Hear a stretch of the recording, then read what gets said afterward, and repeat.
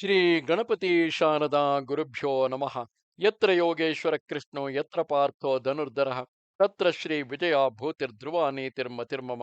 ಶ್ರೋತೃಗಳಿಗೆ ಶ್ರೀ ಅಳಸಿಂಗರಾಚಾರ್ಯ ವಿರಚಿತ ಶ್ರೀ ವ್ಯಾಸ ಮಹರ್ಷಿ ಪ್ರಣೀತ ಶ್ರೀಮನ್ ಮಹಾಭಾರತದ ದ್ರೋಣ ಪರ್ವದಲ್ಲಿ ಧೃತರಾಷ್ಟ್ರನು ಮುಂದೆ ಅಶ್ವತ್ಥಾಮನ ಪ್ರಯತ್ನವೇನೆಂದು ಸಂಜಯನನ್ನು ಪ್ರಶ್ನೆ ಮಾಡಿದುದು ಎಂಬ 195ನೆಯ ಅಧ್ಯಾಯಕ್ಕೆ ಸ್ವಾಗತ. ಆಗ ಧೃತರಾಷ್ಟ್ರನು, ಸಂಜಯ, ಕ್ರೋಧಾವಿಷ್ಟನಾದ ಅಶ್ವತ್ಥಾಮನು ಹೇಳಿದುದೇನು? ಪರಮ ವೃದ್ಧ ಬ್ರಾಹ್ಮಣನಾದ ತನ್ನ ತಂದೆಯು ಅಧರ್ಮದಿಂದ ಹತನಾದುದನ್ನು ಕೇಳಿದಾಗ ಅವನ ಮುಂದಿನ ಆಲೋಚನೆ ಏನಾಯಿತು? ಯಾವನಲ್ಲಿ ಮಾನವ, ವಾರುಣ, ಆಗ್ನೇಯ, ಬ್ರಾಹ್ಮ, ಐಂದ್ರ, ನಾರಾಯಣಾದಿ ಅಸ್ತ್ರಗಳೆಲ್ಲವೂ ಸ್ಥಿರವಾಗಿ ನೆಲೆಗೊಂಡಿದ್ದವೋ ಅಂತಹ ಶಸ್ತ್ರಾಚಾರ್ಯನು ಧರ್ಮಿಷ್ಠನು ಆದ ತನ್ನ ತಂದೆಯನ್ನು ಪಾಂಚಾಲನು ಅಧರ್ಮದಿಂದ ಕೊಂದುದಕ್ಕಾಗಿ ಅಶ್ವತ್ಥಾಮನು ಮುಂದೆ ಯಾವ ರೀತಿ ಪ್ರವರ್ತಿಸಿದನು?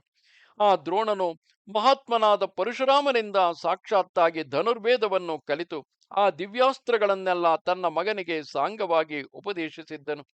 ಲೋಕದಲ್ಲಿ ಮನುಷ್ಯರು ತಮಗಿಂತಲೂ ಉತ್ತಮ ಗುಣವುಳ್ಳ ಒಬ್ಬ ಪುತ್ರನಿದ್ದರೂ ಸಾಕೆಂದು ಬಯಸುವರಲ್ಲದೆ ಬೇರೆ ವಿಧವಾದ ಪುತ್ರರನ್ನು ಹೇಗೂ ಬಯಸುವುದಿಲ್ಲ.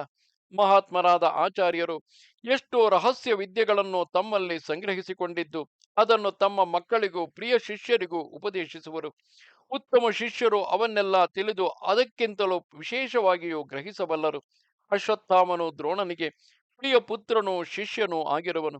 ಅವನು ಯುದ್ಧದಲ್ಲಿ ದ್ರೋಣನಿಗೆ ಎರಡನೆಯವನು, ಶಸ್ತ್ರವಿದ್ಯೆಯಲ್ಲಿ ಪರಶುರಾಮನಿಗೆ ಸಮಾನನು, ಬಲದಲ್ಲಿ ಇಂದ್ರನಿಗೆ ಸಾಟಿಯಾದವನು, ವೀರ್ಯದಲ್ಲಿ ಕಾರ್ತವೀರ್ಯನಿಗೂ, ಬುದ್ಧಿಯಲ್ಲಿ ಬೃಹಸ್ಪತಿಗೂ, ಸ್ಥೈರ್ಯದಲ್ಲಿ ಪರ್ವತಕ್ಕೂ, ತೇಜಸ್ಸಿನಲ್ಲಿ ಅಗ್ನಿಗೂ, ಗಾಂಭೀರ್ಯದಲ್ಲಿ ಸಮುದ್ರಕ್ಕೂ, ಕ್ರೋಧದಲ್ಲಿ ಸರ್ಪಕ್ಕೂ ಸಮಾನನು.